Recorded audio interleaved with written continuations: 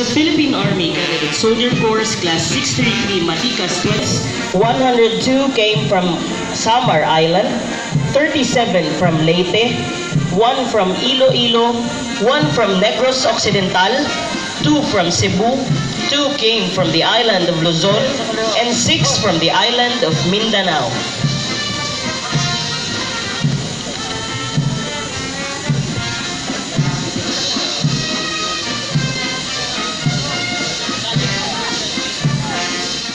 Ako sabi nilang pangalan, ay taos-pusong nanunumpa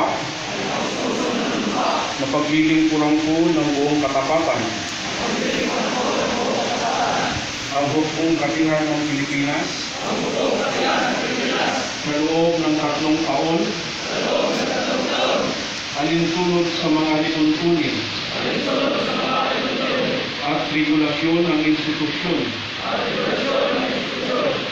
Ang 3 taong pagsiservisyo ay aking gagampanan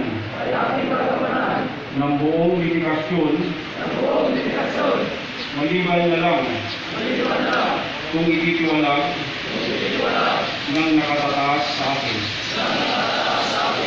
Iaalay ko ang aking sarili at katapatan sa paglilingkod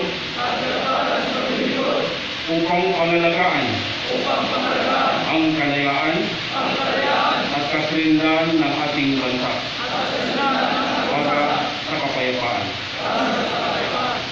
Ipagsasanggalan ko ang saligang batas ng Republika ng Pilipinas at pangangalagaan ang karapatan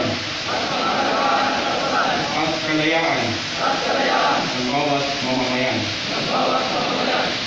Taimtim kong susundin ang lahat ng kautosang legal